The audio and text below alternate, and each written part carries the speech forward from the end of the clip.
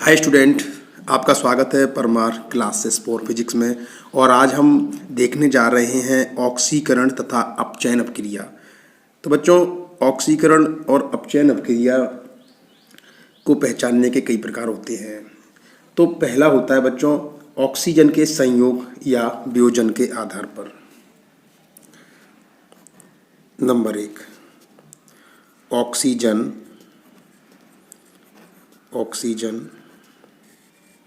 के संयोग मतलब जुड़ने, ऑक्सीजन के संयोग एवं वियोजन के आधार पर।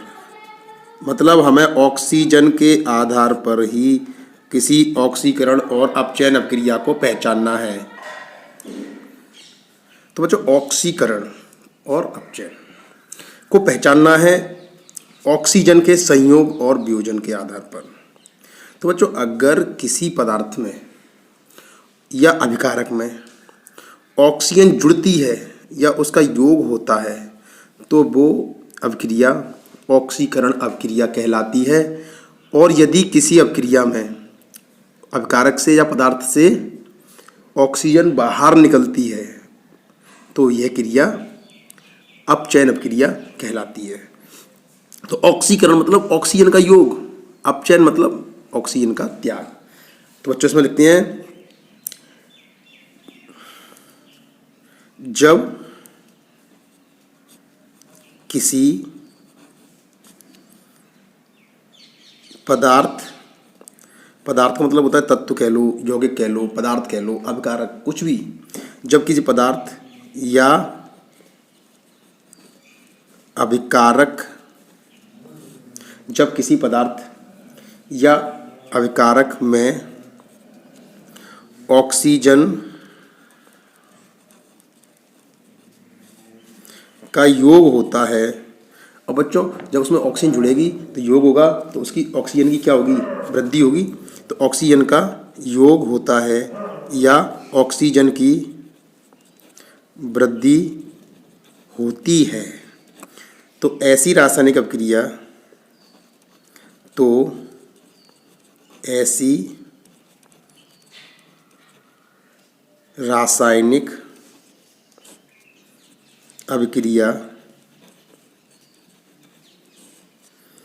ऑक्सीकरण कहलाती है।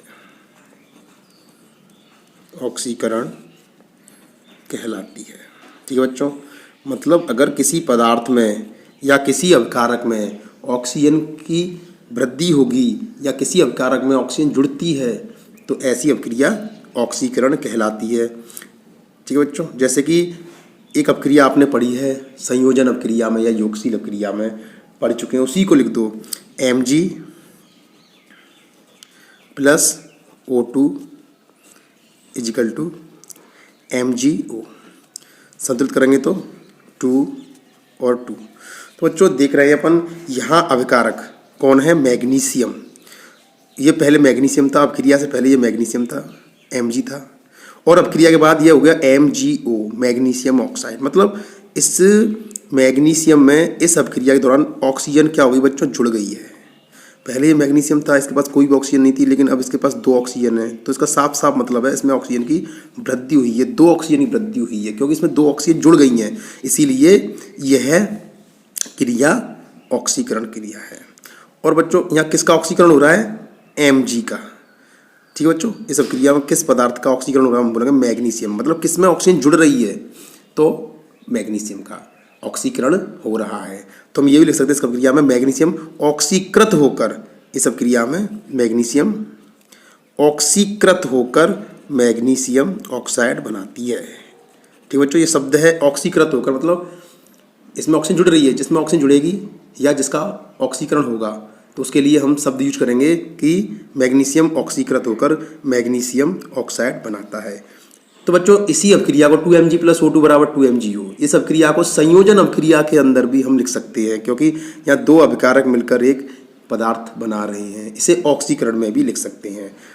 अगर बच्चों किसी पदार्थ में ऑक्सीजन की वृद्धि होती है या ऑक्सीजन का योग होता है तो उस अभिक्रिया को ऑक्सीकरण कहते हैं। लेकिन अगर उसी पदार्थ में किसी पदार्थ में से या अभिकारक में से ऑक्सीजन बाहर निकल जाती है, और बच्चों अगर ऑक्सीजन बाहर निकलेगी तो सीधी सीधी बात है कि ऑक्सीजन की उसमें कमी आएगी, तो ऐसी अभिक्रिया अपचयन कहलाती है। तो बिल्कुल यही भाषा यूज करेंगे अपन कि जब किसी पदार्थ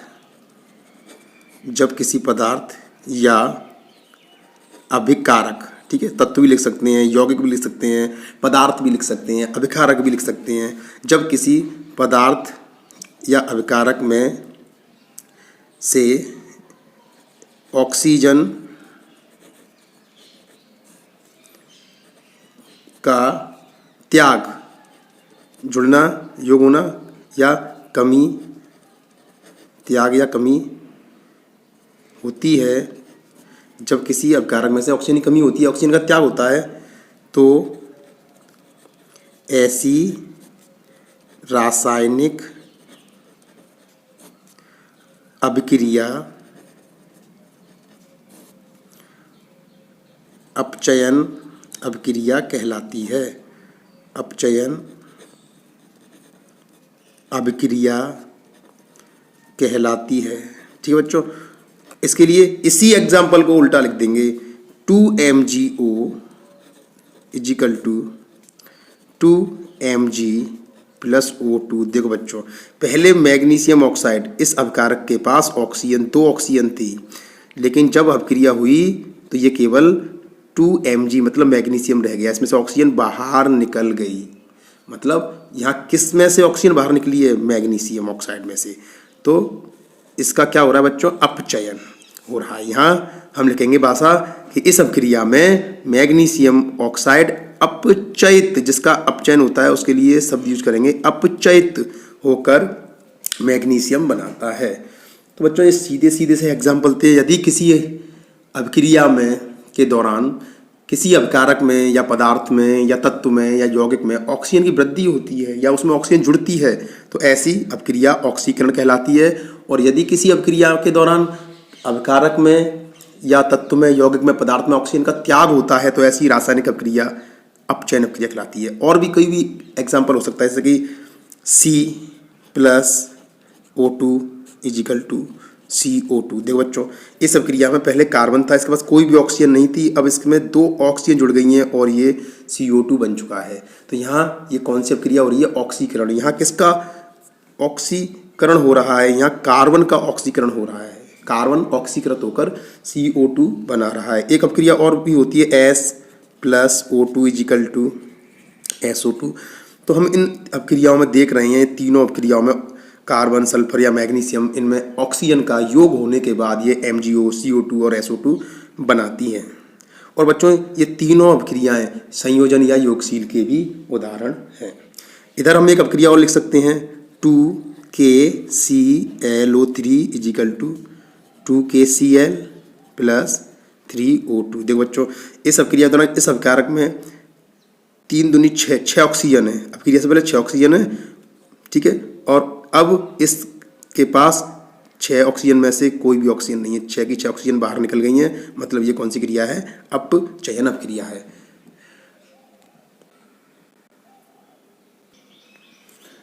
अब बच्चों दूसरे आधार पर अब हम ऑक्सीकरण और अपचयन अभिक्रिया को पहचानेंगे, वो है हाइड्रोजन।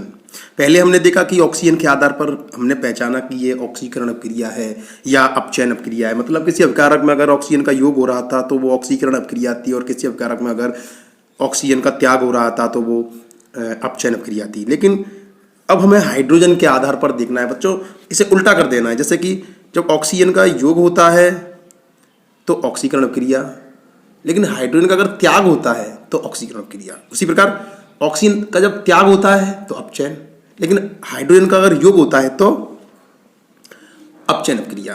तो बच्चों अब हम लिखेंगे हाइड्रोजन के संयोग या वियोजन के आधार पर अगर किसी अभिक्रिया में से हाइड्रोजन बाहर निकलती है तो वो ऑक्सीकरण अभिक्रिया है, और अगर हाइड्रोजन जुड़ जाती है तो वह अपचयन अभिक्रिया है। तो लिखेंगे बच्चों बिल्कुल यही की यह भाषा यूज करेंगे हम कि जब किसी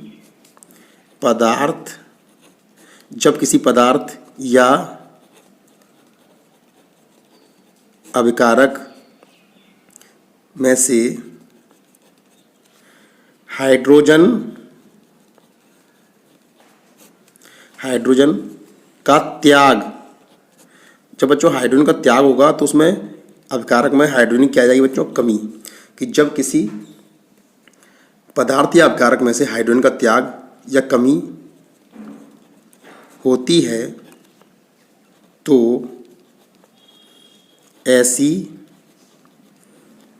रासायनिक अभिक्रिया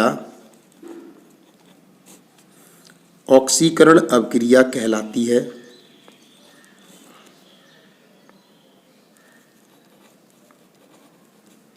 ऑक्सीकरण अभिक्रिया कहलाती है। ठीक है बच्चों, अगर किसी पदार्थ में से या किसी अभिकारक में से हाइड्रोजन का त्याग हो रहा है या हाइड्रोजन की कमी हो रही है तो ऐसी रासायनिक अभिक्रिया ऑक्सीकरण अभिक्रिया कहलाएगी। तो बच्चों एक उदाहरण हम अब देखने जा रहे हैं, आपको याद भी रखनी है, ज़्यादा नहीं तो कम से कम एक एग्जाम्पल तो आपको प्रत्येक रिएक्शन या अभिक्रिया का याद ही रखना है। जैसे hydrogen sulphide H2S plus O2 is equal to, इसमें से H2S में से S बाहर निकल जाएगी बच्चों और ऑक्सीजन जुड़ जाएगी तो बनेगा H2O प्लस S। संतुलित करेंगे तो 2 ऑक्सीजन तो यहाँ 2 लगाएंगे, यहाँ 2 लगाएंगे और यहाँ 2 लगाएंगे। तो बच्चों क्या आप पहचान सकते हैं सब क्रिया में क्या हो रहा है? तो देखो बच्चों, ये देखो H2S, यहाँ सल्फर के पास पहले 2 दूनी 4 हाइड्रोजन थे अब क्रिया से पहले। ये अपकारक है, दोनों अपकारक हैं। कौन सा अपकारक जिसका ऑक्सीकरण हो रहा है वो है H2S हाइड्रोजन सल्फाइड। तो बच्चों हाइड्रोजन सल्फाइड में हम देख रहे हैं 2 प्रकार के तत्व, हाइड्रोजन और सल्फर। तो हम सल्फर को ढककर केंद्र में बात करेंगे कि सल्फर के पास 4 हाइड्रोजन है अपक्रिया से पहले, और जब अपक्रिया होती है तो सल्फर के पास कोई भी हाइड्रोजन नहीं है। तो यहाँ हम साफ साफ बच्चों देख रहे हैं कि इस अपक्रिया के दौरान सल्फर ने हाइड्रोजन का त्याग किया है और यहाँ हाइड्रोजन सल्फाइड का क्या हो रहा है? ऑक्सीकरण हो रहा है, क्योंकि इसने हाइड्रोजन का त्याग किया है। तो इस अपक्रिया में किसका ऑक्सीकरण हो रहा है? H2S या ऑक्सीजन? तो हम लिखेंगे H2S। तो इस अपक्रिया में हाइड्रोजन सल्फाइड ऑक्सीकृत होकर सल्फर बनाता है। ऐसे बच्चों एक अपक्रिया और है CH3CH2OH is equal to CH3CHO plus H2। देखो बच्चों इस अपक्रिया में से ये 2 हाइड्रोजन, यहाँ कितने हाइड्रोजन? 6 हाइड्रोजन है। अब 4 हाइड्रोजन रह गए, 2 हाइड्रोजन का क्या हो गया बच्चों? त्याग हो गया है। तो पहले इस अपकारक के पास 6 हाइड्रोजन थे, अब इस अपकारक के पास केवल 4 ही हाइड्रोजन है, तो इसने हाइड्रोजन का त्याग किया है। तो ये कौन सी क्रिया बच्चों? ऑक्सीकरण। तो यहाँ ये एथिल अल्कोहल ऑक्सीकृत होकर एथेनॉल बनाता है। अब बच्चों अब हम पढ़ेंगे अपचयन अपक्रिया। तो जब किसी पदार्थ में हाइड्रोजन का योग होता है तो ऐसी रासायनिक अपक्रिया अपचयन अपक्रिया कहलाती है। जब किसी पदार्थ या अभिकारक में हाइड्रोजन का योग या हाइड्रोजन की वृद्धि होती है। क्यों बच्चों? जब हाइड्रोजन जुड़ेगी तो हाइड्रोजन की संख्या बढ़ेगी और उसमें वृद्धि होगी। तो ऐसी रासायनिक अभिक्रिया अपचयन अभिक्रिया कहलाती है। तो ऐसी रासायनिक अभिक्रिया बच्चों अपचयन अभिक्रिया कहलाती है। तो इसका एग्जाम्पल देखते हैं। H2 plus Cl2 is equal to 2HCl। तो यहाँ 2 अभिकारक है, हाइड्रोजन और क्लोरीन। तो आप बच्चों बताइए किसका इस अभिक्रिया में अपचयन हुआ है? हाइड्रोजन की क्लोरीन? तो इसका सही जवाब है क्लोरीन। देखो क्लोरीन एक अपकारक है, इसके पास पहले कोई भी हाइड्रोजन नहीं था अपक्रिया से पहले, लेकिन अपक्रिया के बाद इसके पास 2 हाइड्रोजन हैं, मतलब इसने 2 हाइड्रोजन ग्रहण किए हैं, इसमें 2 हाइड्रोजन जुड़ गए हैं या इसमें 2 हाइड्रोजन की वृद्धि हो चुकी है, तो ये क्रिया हो गई अपचयन। तो क्लोरीन इस अपक्रिया में किसका अपचयन हो रहा है? क्लोरीन का। और क्लोरीन अपचयित होकर हाइड्रोजन क्लोराइड बना रही है। ऐसे एक अपक्रिया और एथीन है। एथीन होती है CH2 डबल बॉन्ड CH2। अगर हम इसमें हाइड्रोजन जोड़ देते हैं तो बच्चों एक हाइड्रोजन यहाँ और एक हाइड्रोजन जुड़ जाता है, तो CH3 सिंगल बॉन्ड CH3 और ये बन जाता है एथीन। इस अपक्रिया में हम देख रहे हैं पहले अपकारक में 4 हाइड्रोजन थे, 2 हाइड्रोजन और जुड़ गए और अब इसके पास 6 हाइड्रोजन है। तो इस अपक्रिया में हाइड्रोजन की वृद्धि हो रही है, इसीलिए इस अपक्रिया में यह अपचयन अपक्रिया है और यहाँ एथीन का अपचयन होकर एथेन बना रही है।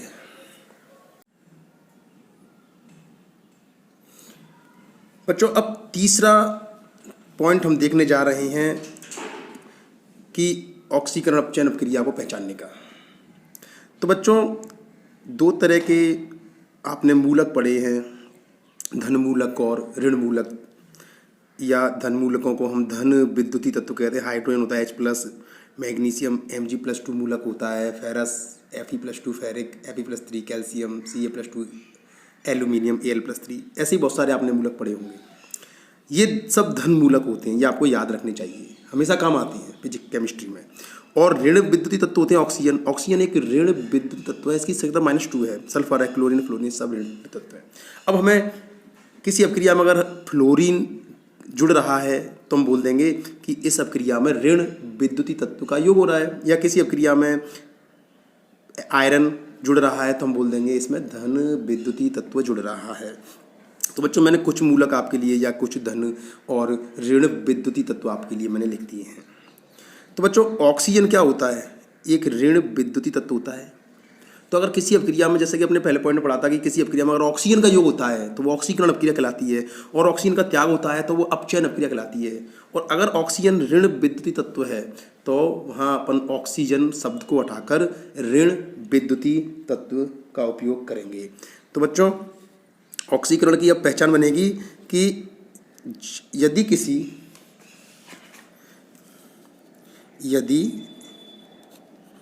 किसी पदार्थ या अभिकारक में, यदि किसी पदार्थ या अभिकारक में ऋण विद्युतीय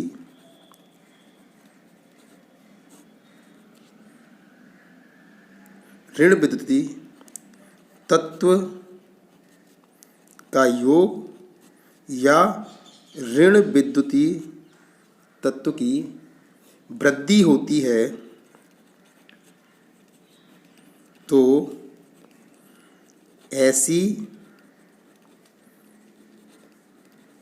रासायनिक अभिक्रिया ऑक्सीकरण अभिक्रिया कहलाती है। तो ऐसी रासायनिक अभिक्रिया ऑक्सीकरण अभिक्रिया कहलाती है। जैसे ऑक्सीजन में भी यही था, यदि किसी पदार्थ में ऑक्सीजन की वृद्धि होती है तो ऑक्सीकरण, और ऑक्सीजन होता है ऋण विद्युतीय तत्व, मतलब यदि किसी अभिक्रिया में ऋण विद्युतीय तत्व की वृद्धि होती है और अगर उसकी कमी होगी तो बच्चों अपचयन अभिक्रिया हो जाएगी। तो हम लिखेंगे यदि किसी पदार्थ या अभिकारक, यदि किसी पदार्थ या अभिकारक में ऋण विद्युतीय तत्व की कमी या उस ऋण विद्युतीय तत्व का त्याग होता है, कमी या त्याग होता है, या कमी के हिसाब से लिखेंगे हम होती है और त्याग के हिसाब से होता है। ऋण विद्युतीय तत्व की कमी होती है या उसका त्याग होता है तो ऐसी रासायनिक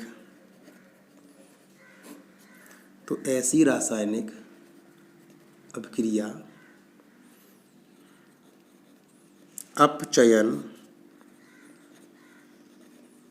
अभिक्रिया कहलाती है।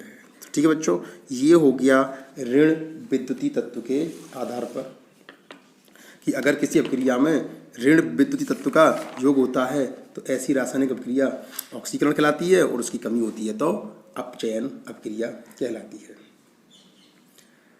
तो ठीक है बच्चों, हम देखने जा रहे हैं उदाहरण। एक उदाहरण है Mg + Cl2 = MgCl। तो देखो बच्चों, जैसे कि Mg + Cl2, ठीक है बच्चों। तो यहाँ ये मैग्नीशियम है और ये क्लोरीन है, ये दोनों क्रिया करके बनाते हैं MgCl2। ठीक है बच्चों, Mg + Cl2 संतुलित करेंगे तो वो संतुलित है ही। तो बच्चों देखो, अब क्रिया से पहले यहाँ पहले मैग्नीशियम था, ठीक है, ये अपकारक मैग्नीशियम क्लोरीन है, इसकी बात करेंगे बाद में चल के। और इसने क्लोरीन के साथ क्रिया करी, इसमें क्लोरीन जुड़ गया और ये बन गया MgCl2। तो यहाँ हम देखते हैं कि अपकारक मैग्नीशियम में क्लोरीन का योग हो रहा है, जुड़ रहा है। यहाँ ऑक्सीजन हाइड्रोजन नहीं है, अब हमें क्लोरीन से देखना है। और क्लोरीन बच्चों कैसा तत्व है? ऋण विद्युतीय तत्व। तो यहाँ मैग्नीशियम अपकारक है, उसमें क्लोरीन मतलब ऋण विद्युतीय तत्व जुड़ रहा है, उसकी वृद्धि हो रही है। या मैग्नीशियम था, या मैग्नीशियम में 2 क्लोरीन जुड़ गए, मतलब ऋण विद्युतीय तत्व की वृद्धि हो चुकी है। तो ये अभिक्रिया बच्चों कौन सी है? ये अभिक्रिया हो गई ऑक्सीकरण।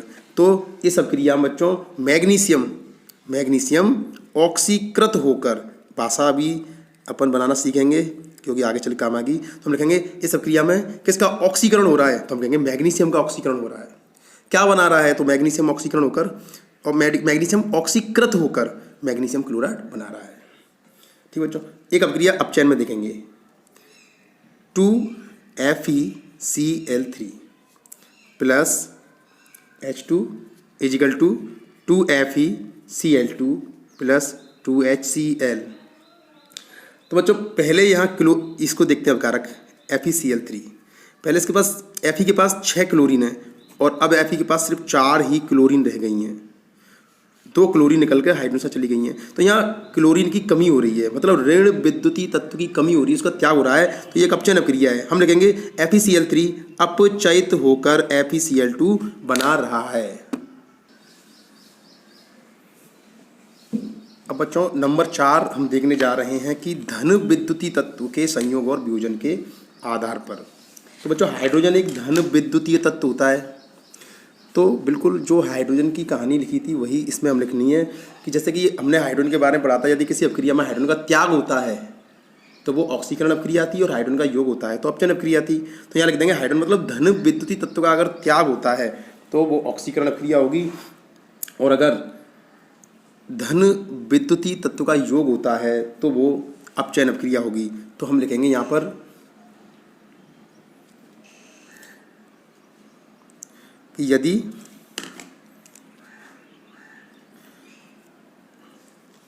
यदि किसी पदार्थ या अभिकारक में से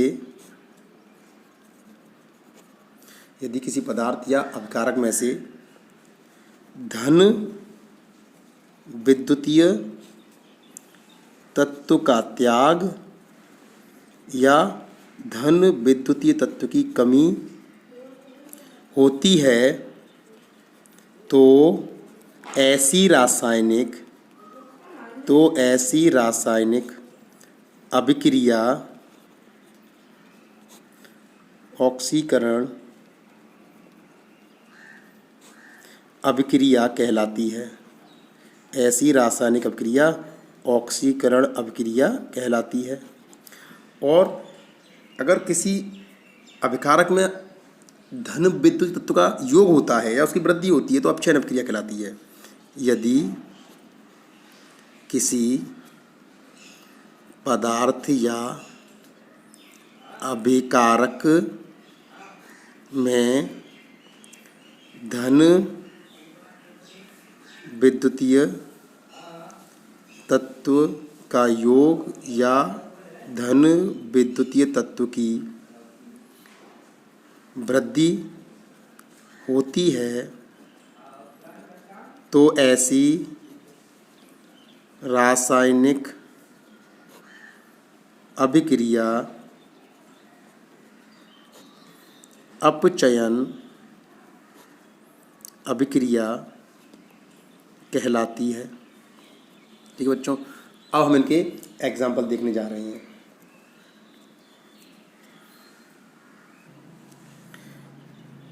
H2S plus Cl2 is equal to 2HCl plus S। अब बच्चों ये 4 पॉइंट पढ़ने के बाद अब आएगा मज़ा। देखो बच्चों, यहाँ ये हाइड्रोजन सल्फाइड है। ठीक है बच्चों, अपक्रिया से पहले सल्फ़र के पास 2 हाइड्रोजन है और अपक्रिया के बाद इस सल्फ़र के पास एक भी हाइड्रोजन नहीं है। तो इस अपक्रिया के दौरान आप देखेंगे तो क्या हो रहा है, देखो, सोचो, दिमाग लगाओ। तो आप देख रहे हैं यहाँ H2S एक अभिकारक है जिसने हाइड्रोजन का त्याग किया है और क्या बन रहा है, सल्फर। तो हाइड्रोजन का त्याग मतलब हाइड्रोजन कैसा तत्व है, धन विद्युतीय तत्व का त्याग किया है। तो ये क्रिया कौन सी होगी बच्चों, ऑक्सीकरण। तो यहाँ H2S ऑक्सीकृत होकर सल्फर बनाता है। लेकिन अब बच्चों अगर किसी ने क्लोरीन को देख लिया, कि यहाँ पहले क्लोरीन और अपक्रिया से पहले और ये हो गया HCl, तो बच्चों यहाँ क्या हो रहा है, क्लोरीन के पास पहले एक भी हाइड्रोजन नहीं है। अब क्लोरीन के पास हाइड्रोजन जुड़ गई, मतलब हाइड्रोजन की वृद्धि हो गई या धन विद्युतीय तत्व की वृद्धि हो गई। तो यदि किसी पदार्थ में हाइड्रोजन या धन विद्युतीय तत्व की वृद्धि होती है तो वो क्रिया अपचयन कहलाती है। तो यहाँ क्लोरीन का अपचयन हो रहा है, ये अपचयित हो रहा है। तो बच्चों जब 2 अभिकारक होते हैं और एक का ऑक्सीकरण होता है तो दूसरे का वहाँ जरूर अपचयन होता है। ये दोनों अभिक्रियाएं साथ साथ चलती हैं, एक अकेली अभिक्रिया कभी नहीं चलती है। अभी तक हम पढ़ रहे थे ये ऑक्सीकरण का उदाहरण है, ये अपचयन का उदाहरण है। लेकिन आप देखेंगे कि जहाँ ऑक्सीकरण अभिक्रिया हो रही है तो जहाँ एक अभिकारक का ऑक्सीकरण हो रहा है तो वहाँ दूसरे अभिकारक का अपचयन भी जरूर होता है। अगर हम इसको देखेंगे H2S के हिसाब से पूरी अभिक्रिया को देखेंगे तो हम बोलेंगे ये ऑक्सीकरण अभिक्रिया है, या H2S में H2S का ऑक्सीकरण हो रहा है। लेकिन अगर हम यहीं क्लोरीन को देखेंगे तो वहाँ बोलेंगे अपचयन अभिक्रिया है। तो ये ऑक्सीकरण में लिख सकते हैं, ये अपचयन में भी लिख सकते हैं। इसी प्रकार देखो बच्चों, Mg plus Cl2 is equal to MgCl2। तो यहाँ मैग्नीशियम को देखते हैं। मैग्नीशियम पहले अपक्रिया से पहले मैग्नीशियम था, अब ये बन गया MgCl2। इसमें 2 क्लोरीन जुड़ चुके हैं, क्लोरीन की वृद्धि हो रही है। क्लोरीन कैसा तत्व है, ऋण विद्युतीय तत्व है। ठीक है बच्चों, अगर क्लोरीन के हिसाब से देखेंगे तो। और अगर हम क्लोरीन को पकड़ें, ठीक है बच्चों, अगर हम क्लोरीन को पकड़ें और फिर ये देखें तो क्या हो रहा है, क्लोरीन था, इसमें मैग्नीशियम जुड़ गया है और MgCl2 बन गया है। तो क्लोरीन में Mg की वृद्धि हो रही है, मतलब धन विद्युत की वृद्धि हो रही है। तो ये अपचयन क्रिया है और क्लोरीन अपचयित हो रहा है। ठीक है बच्चों, लेकिन अगर हम मैग्नीशियम को देखते हैं तो मैग्नीशियम में क्लोरीन का योग हो रहा है, मतलब ऋण विद्युतीय तत्व का योग हो रहा है, मतलब इसका क्या हो रहा है, ऑक्सीकरण हो रहा है। तो ये ऑक्सीकृत होकर MgCl2 बनाता है। तो यहाँ मैग्नीशियम का ऑक्सीकरण और क्लोरीन का अपचयन हो रहा है। तो बच्चों इतनी पढ़ाई करने के बाद ऑक्सीकरण और अपचयन के 4 पॉइंट हैं और इन्हें पढ़ने के बाद हम देख सकते हैं कि जो रेडॉक्स अपक्रिया हम पढ़ने जाएंगे, आगे जाएंगे, तो वो इन्हीं के आधार पर हम पढ़ेंगे। तो बच्चों अब हम ऑक्सीकरण के बारे में थोड़ा सा शॉर्ट में पढ़ लेते हैं। इतनी पढ़ाई करने के बाद ऑक्सीकरण के बारे में हमें क्या निष्कर्ष निकला, ऑक्सीकरण के बारे में ये निष्कर्ष निकला कि अगर किसी अपक्रिया में ऑक्सीजन या ऋण विद्युतीय तत्व की वृद्धि होती है या हाइड्रोजन और धन विद्युतीय तत्व की कमी होती है तो बच्चों वो ऑक्सीकरण अभिक्रिया है। और अपचयन अभिक्रिया में क्या होता है, हाइड्रोजन या धन विद्युतीय तत्व की किसी अभिक्रिया में वृद्धि या ऑक्सीजन तथा ऋण विद्युतीय तत्व की कमी होती है तो वो अपचयन अभिक्रिया कहलाती है। तो बच्चों यहाँ ध्यान देने वाली बात यह है कि ऑक्सीकरण और अपचयन अभिक्रिया कभी भी अकेले नहीं चलती हैं, ये दोनों साथ साथ चलती हैं। और जब ये दोनों साथ साथ चलती हैं तो यही रेडॉक्स अभिक्रिया कहलाती है, जो कि अपना अगला टॉपिक है। तो बच्चों अगर वीडियो अच्छी लगी है तो आप चैनल को सब्सक्राइब नहीं किया है तो आप चैनल को सब्सक्राइब करें, और वीडियो अच्छी लगी है तो लाइक जरूर करें और अपने दोस्तों को भी बताएं। Thank you student.